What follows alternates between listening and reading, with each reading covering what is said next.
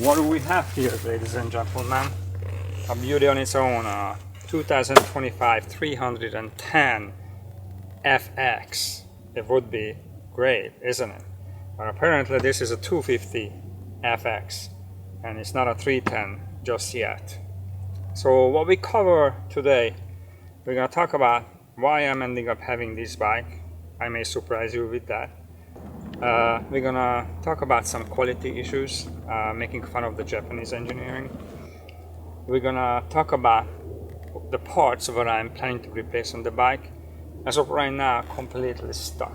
I normally never ever ride a complete stuck bike. I always replace parts like the tires, the grips, but I'm gonna give you the full list. Let's dive right into it.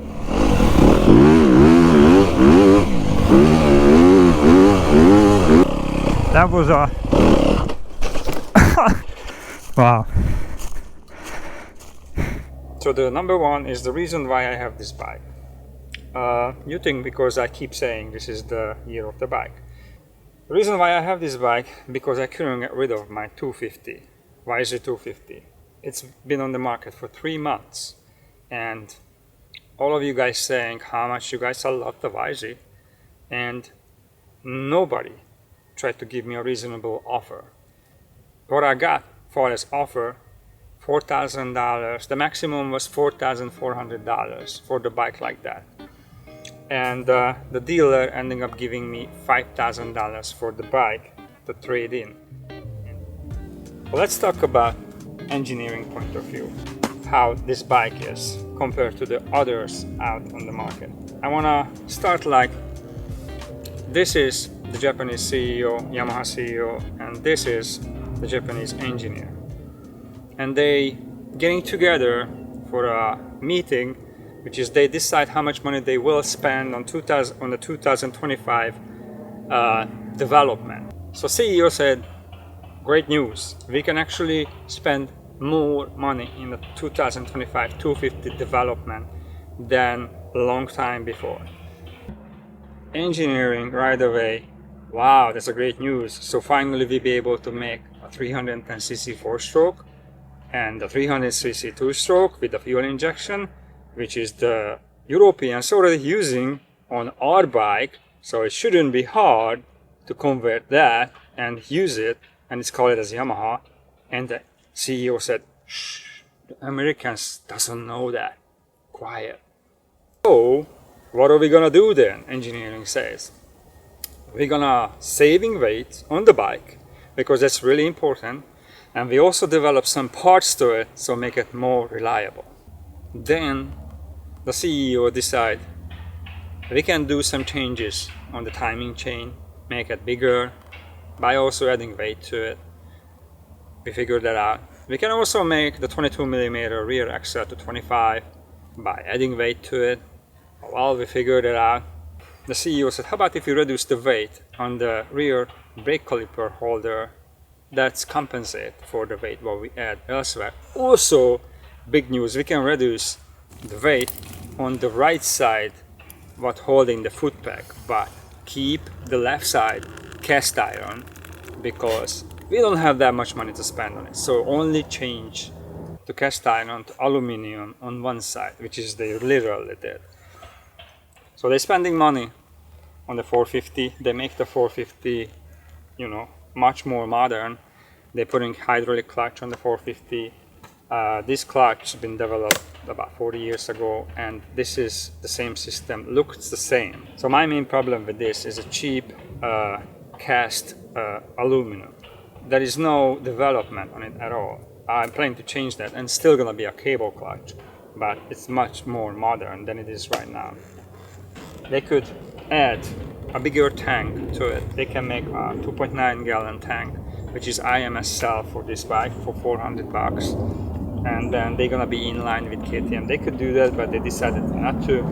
They could have hydraulic clutch on this bike, but they decided not to. But they did on the 450. But they didn't want to change the engine case because that's too much money to make the modification on the engine case. So they just didn't want to spend that money on it because that's already out of the budget. So that's this bike. But that is good to it. It just bothers me. Obviously they're making changes, but it's just so minor, you know, that's it could be more, you know, there is a lot of room to change a lot of stuff on this bike, but I don't want to keep complaining because this is a lovely bike. The parts I'm going to replace on this bike, let's just go in order from front to back. Some of the parts are already coming, I already ordered them. This grip, it's not good. Very hard, so I have a ODI coming. The handlebar band is too high, so I need to have a lower band handlebar. I need to put the 720 SBC on it, especially the front is really unsettled. It's just constantly transforming everything to my hand. So the 720 SBC soft bar clamp a must have for this bike. And then I'm probably gonna ending up taking this suspension to factory connection to fix it, because I know you're gonna say it needs to be weared in. It takes like 15 hours to work its way in, but I don't want to wait 15 hours. You know, I want this bike to be good from the beginning. The plastics and the way it's bolted to the radiator, very fragile. And I have to put some radiator guards on it. I need to put a fan on it, and I may put the light on the bike. The seat cover has to go. I'm thinking about to put a bigger tank in there. So what I really don't like on this bike, the way it looks, is the exhaust. That's completely ruining the overall look of this bike. I'm going to change the foot pegs. I'm going to reduce the weight by making this cast iron brackets what's holding the foot pegs lighter. But yeah, so let's go, let's ride the bike before the sun goes down. So what I did to the bike, I uploaded the hard hitting mat. That was unexpected. So that was a must have. That map was a must have for me.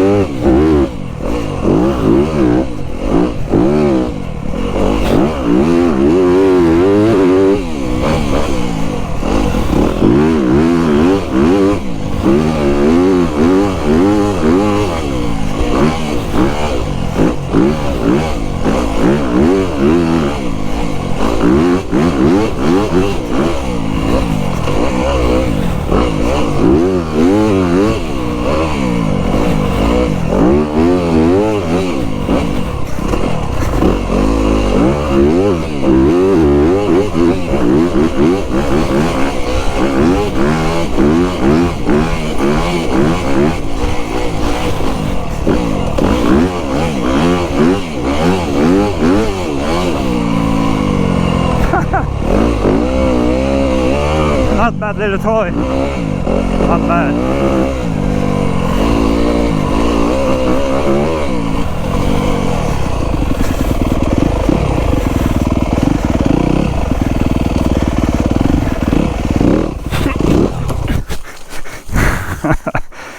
Wow. Oh my. I just broke the brake lever. Wow.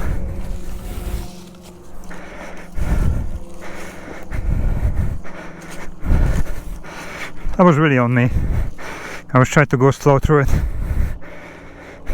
I take the blame for it.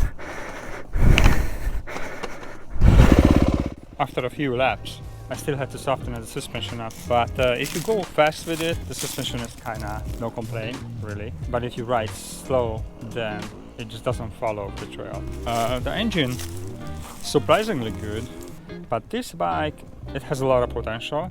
The way it is, I would say like 7, 8 out of 10.